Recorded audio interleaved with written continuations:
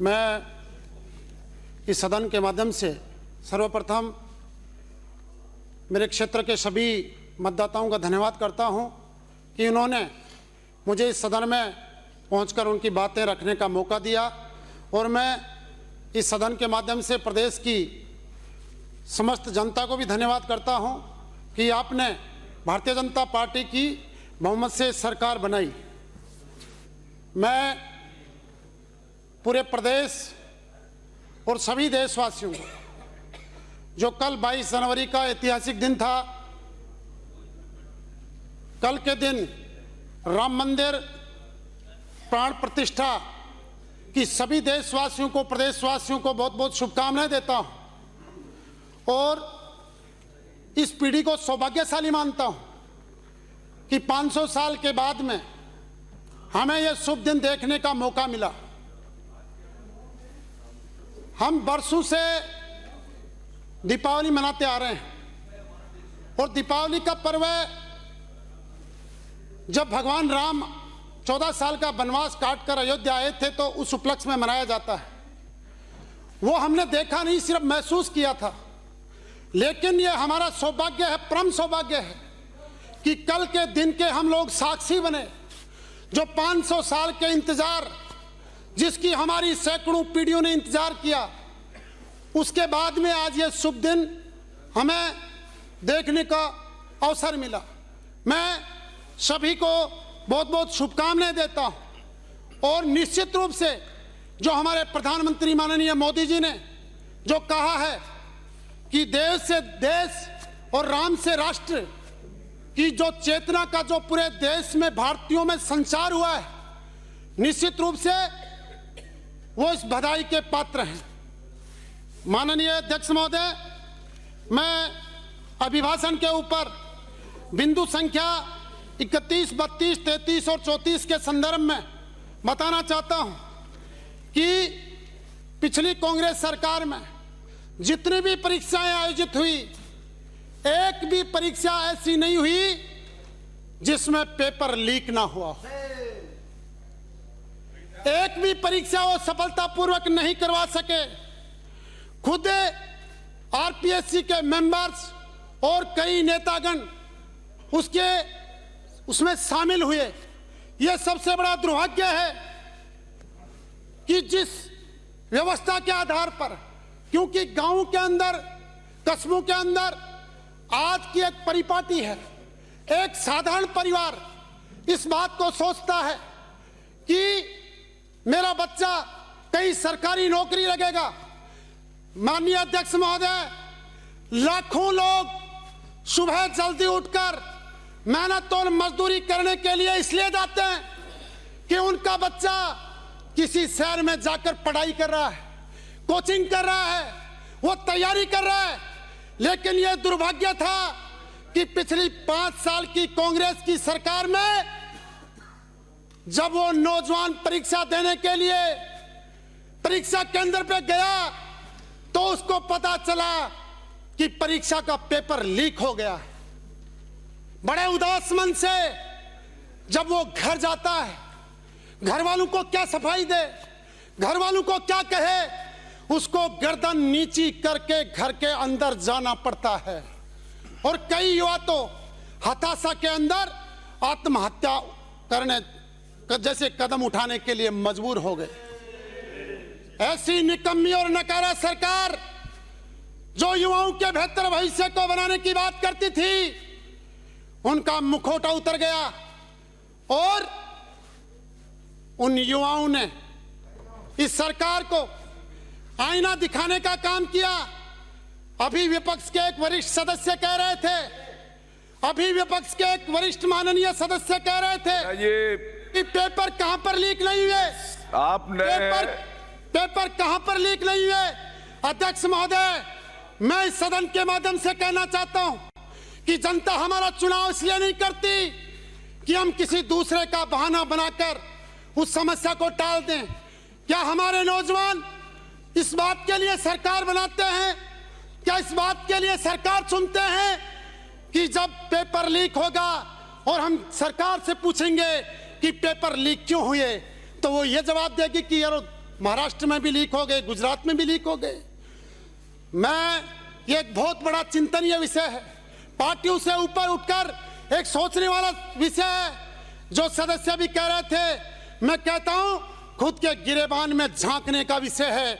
उनको सोचना चाहिए कि आज कोई भी व्यक्ति अगली पीढ़ी के लिए काम करता है।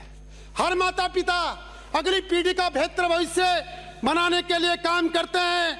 माननीय महोदय, मैं कहना चाहता हूं कि जो अभी एक सदस्य कह रहे थे कि सरकार का एक इंजन फेल हो गया, अरे सरकार का इंजन फेल नहीं हुआ है, आप लोगों की बुद्धि फेल हो गई है, आप लोगों की आंख पे पट्टी बंध गई है।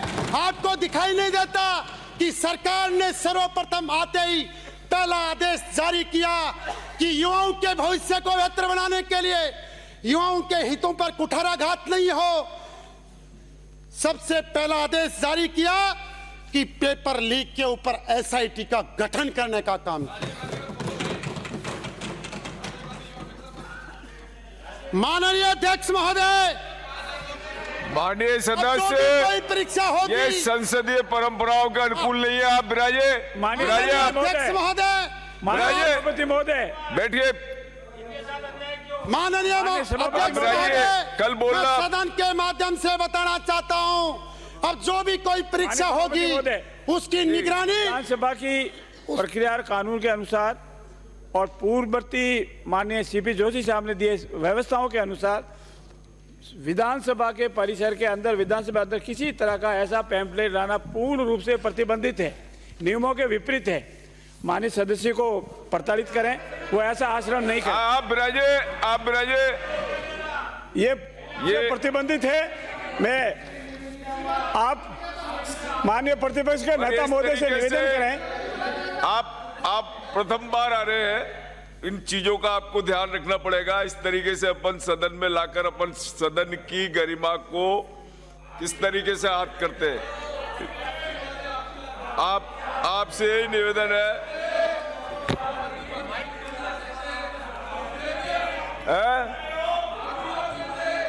आप बिराइए चलिए। माननीय अध्यक्ष महोदय, बोली, मैं आपके माध्यम से सदन को कहना चाहता हूं कि अब हर होने वाली परीक्षा की निगरानी खुद मुख्य सचिव और डीजीपी साहब करेंगे। ये फैसले के लिए मैं माननीय मुख्यमंत्री जी का बहुत बहुत धन्यवाद करना चाहता हूं। इस फैसले के बाद अब युवाओं के भविष्य पर, उनके हितों पर कोई कुठाराघात नहीं होगा और जो स्टूडेंट, जो विद्यार्थी मेहनत करेगा निश्चित रूप से उसको इसकी सफलता का फल मिलेगा। मैं इसके लिए राजस्थान के करोड़ों युवाओं की तरफ से माननीय मुख्यमंत्री जी को धन्यवाद देना चाहता हूं।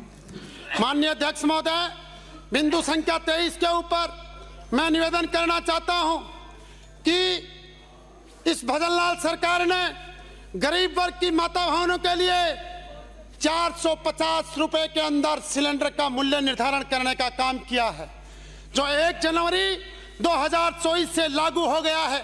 अभी माननीय सदस्य कह रहे थे कि सरकार काम नहीं कर रही। मैं इनको कहना चाहता हूं, जो काम कांग्रेस की सरकार ने अंत के 2 महीने में करने का काम किया था और 500 रुपए का सिलेंडर का बहुत बड़े बड़े होर्डिंग आपने छपाए थे, जो 5 साल के अंतिम 2 महीने में हुए थे। मैं इनको कहना चाहता हूं माननीय अध्यक्ष महोदय आपके माध्यम से कि सरकार ने 15 दिन के भीतर आगामी पूरे 5 साल में लाभ मिले, लाभार्थियों को इसका लाभ मिले, इसके लिए ये निर्णय करने का काम किया है। क्योंकि कांग्रेस सरकारों की एक परंपरा रही है कि वो कोई भी काम चुनाव को ध्यान में रखकर और अंतिम समय में प्रलोभन के रूप में करते हैं। लेकिन प्रदेश की जनता जागरूक हो चुकी है। उन्होंने महसूस किया कि कौन सा काम 5 साल के कार्यकाल के प्रारंभ में हो रहा है और कौन सा काम कार्यकाल के अंत में हो रहा है। इसलिए यही कारण है कि राजस्थान की जनता ने कांग्रेस को नकार कर भारतीय जनता पार्टी को बहुमत देने का काम किया है। माननीय अध्यक्ष महोदय, मैं अभिभाषण के बिंदु संख्या 27 पर कहना चाहता हूं कि यह सरकार किसानों के सशक्तिकरण के लिए प्रतिबद्ध है, किसानों को संबल देने के लिए वचनबद्ध है। और मैं माननीय मुख्यमंत्री जी का, माननीय भजन लाल जी का धन्यवाद करना चाहता हूं कि उन्होंने किसानों के भले के लिए जो प्रधानमंत्री किसान सम्मान निधि की राशि 6,000 रुपए सालाना थी, उसको बढ़ाकर 12,000 रुपए सालाना करने का काम किया है। निश्चित रूप से किसानों को इससे संबल मिलेगा। माननीय अध्यक्ष महोदय, मुख्यमंत्री जी ने एमएसपी के ऊपर बोनस देकर और गेहूं का मूल्य बढ़ाने का काम किया है और सरकार ने यह संकल्प लिया है कि समयबद्ध तरीके से 2700 रुपए प्रति क्विंटल गेहूं की खरीद करने का सरकार काम करेगी। मैं कहना चाहता हूं कि कांग्रेस सरकार सिर्फ किसानों के नाम पर किसान को बरगलाने का काम करती है, किसान किसान चिल्लाने का काम करती है, लेकिन आज तक किसानों की बेहतरी के लिए कांग्रेस सरकार ने इतिहास में एक भी कदम उठाने का काम नहीं किया जिससे किसानों को लाभ मिले। माननीय महोदय, अध्यक्ष महोदय, मैं कहना चाहता हूं कि पिछली कांग्रेस की सरकार जब आई थी तो इनके एक बड़े नेता जयपुर के अंदर आए थे और उन्होंने गिनती गिनी थी 1, 2, 3, 10 तक में किसानों का कर्जा माफ करेंगे, लेकिन क्या नतीजा रहा? किसानों का 1 रुपया कर्जा माफ नहीं किया गया, किसानों को सिर्फ बरगलाया गया, वादा खिलाफी की गई और यही कारण था कि किसानों ने इस सरकार को नकार कर भारतीय जनता पार्टी की सरकार बनाने में महत्वपूर्ण योगदान दिया। माननीय महोदय, मैं आपसे निवेदन करना चाहता हूं कि पिछली कांग्रेस की सरकार में तत्कालीन मुख्यमंत्री जी ने यह कहा था कि किसानों की जमीन कुर्क नहीं होने देंगे, लेकिन यह बहुत दुखद विषय है कि पिछली 5 साल की सरकार में लगभग 20,000 किसानों की जमीनें नीलाम की गई, कुर्क की गई।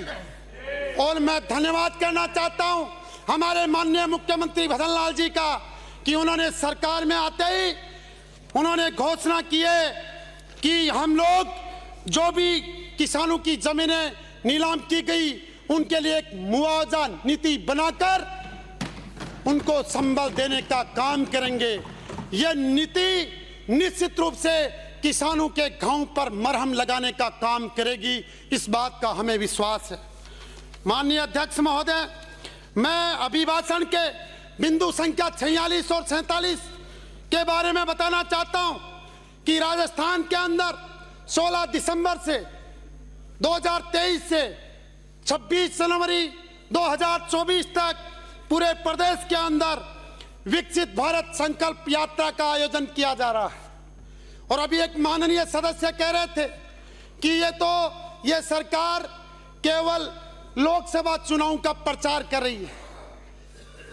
मैं माननीय अध्यक्ष महोदय, मैं आपको अंतर स्पष्ट करना चाहूंगा कि जो कांग्रेस सरकार जो जाते जाते कार्यकाल में अंत के दिनों के अंदर महंगाई राहत कैंप का स्वांग जिन्होंने रचा था, सरकार के पैसे बर्बाद किए थे, आज राजस्थान के अंदर जो विकसित भारत संकल्प यात्रा चल रही है, पूरे हिंदुस्तान के अंदर हर क्षेत्र के अंदर लाभार्थियों को लाभ दिलाने के लिए नंबर 1 पे राजस्थान की सरकार वर्तमान में चल रही है।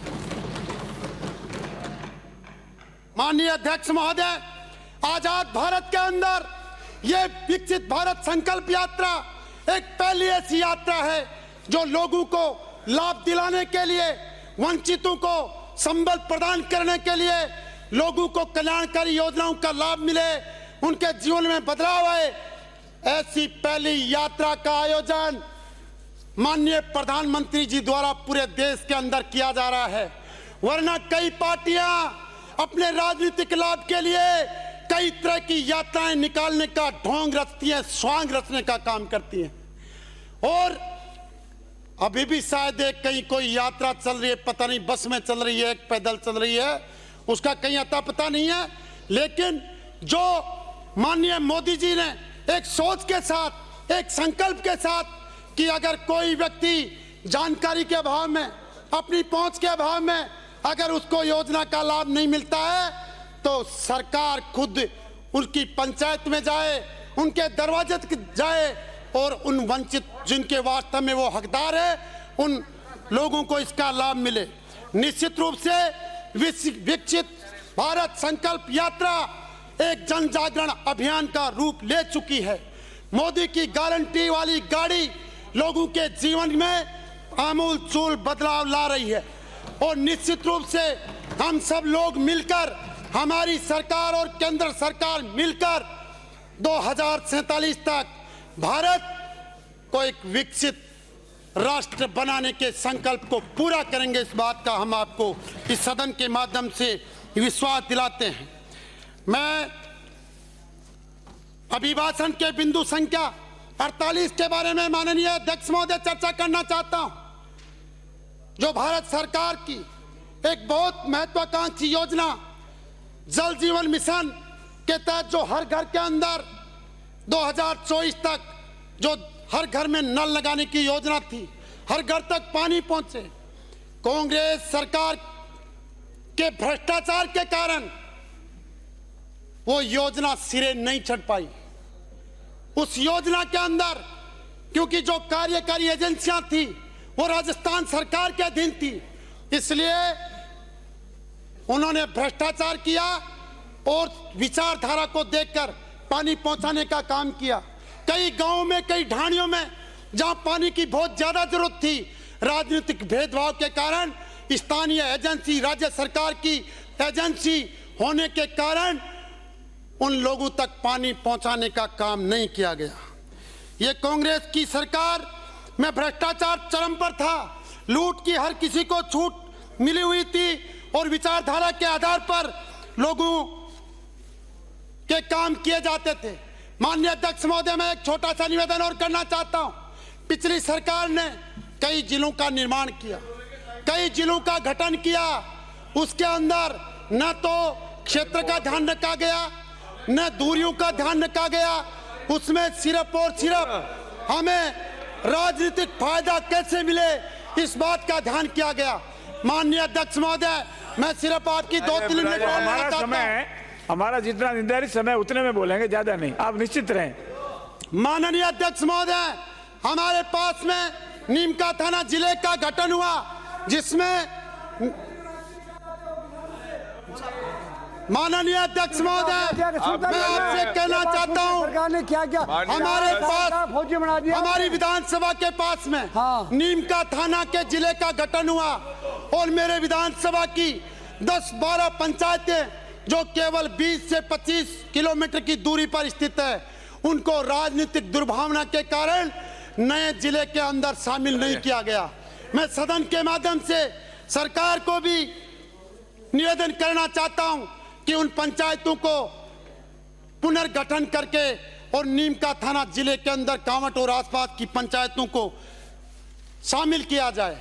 मैं माननीय अध्यक्ष महोदय, अभी एक वरिष्ठ सदस्य कह रहे थे, वो कह रहे थे सरकार के ऊपर उंगली उठा रहे थे, पर्ची की बात कर रहे थे, पर्ची की सरकार की बात कर रहे थे। अरे क्या बात करते हो आप? आपके अंदर बदलाव की क्षमता नहीं है, आपकी पार्टी में निर्णय लेने की क्षमता नहीं है, इसी कारण आप दिन ब दिन नीचे गिरते जा रहे हो, रसातल के अंदर जाते जा रहे हो। और अगर आपने अपनी आंख की पट्टी नहीं खोली तो वो दिन दूर नहीं है जब राजनीतिक पार्टियों में से कांग्रेस पार्टी नाम की पार्टी का अस्तित्व नहीं रहेगा, अगर यही स्थिति रही। माननीय महोदय, मैं कहना चाहता हूं, ये पर्ची की सरकार नहीं है, ये युवाओं के सपनों की सरकार है, ये किसानों के उम्मीदों की सरकार है। माननीय महोदय, ये किसान की खुशहाली और छोटे व्यापारियों को संबल देने वाली सरकार है। माननीय अध्यक्ष महोदय, मैं सदन के माध्यम से पूरे राजस्थान की जनता को विश्वास दिलाना चाहते हैं कि हम सब लोग मिलकर विकास के ऊंचे आयाम स्थापित करेंगे। साथ ही इस बदललाल सरकार के अंदर उच्च सांस्कृतिक मूल्यों की स्थापना होगी और निश्चित रूप से सांस्कृतिक पुनरुत्थान किया जाएगा। इस बात का मैं आपको विश्वास दिलाना चाहता हूं। मैं माननीय अध्यक्ष महोदय, मैं इस प्रदेश की जनता को कहना चाहता हूं कि हम युवाओं के सपनों को, किसानों की उम्मीदों को पूरा करेंगे। हर मजदूर को काम मिलेगा और हर छोटे व्यापारियों को संबल मिलेगा, महिलाओं को सम्मान और सुरक्षा मिलेगी और ये सरकार सुशासन और पारदर्शी शासन के सभी मापदंडों को पूरा करेगी। इसी संकल्प के साथ मैं मेरी बात भगवानाराम सैनी। धन्यवाद। जय हिंद। सभापति महोदय, मैं प्रस्ताव करता हूं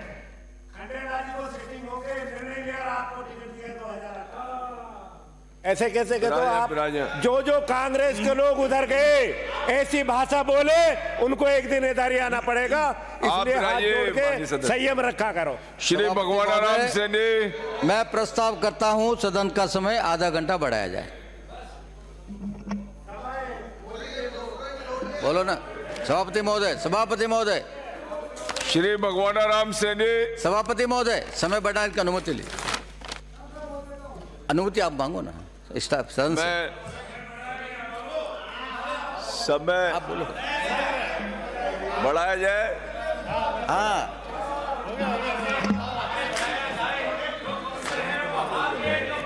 चेंज हो गया क्या? श्रवण को श्री श्रवण कुमार जी, बढ़िया। आप बोलो तो आधा घंटा और बढ़वा दे, बोलो तो बढ़ा दिया। ये भी दिल्ली से पर्ची आएगी क्या? आपका मुख्य सचेतक कह रहा है आधे घंटे का समय बढ़वा दो, तो बढ़वा दो, हम सब साथ हैं। बढ़ गया।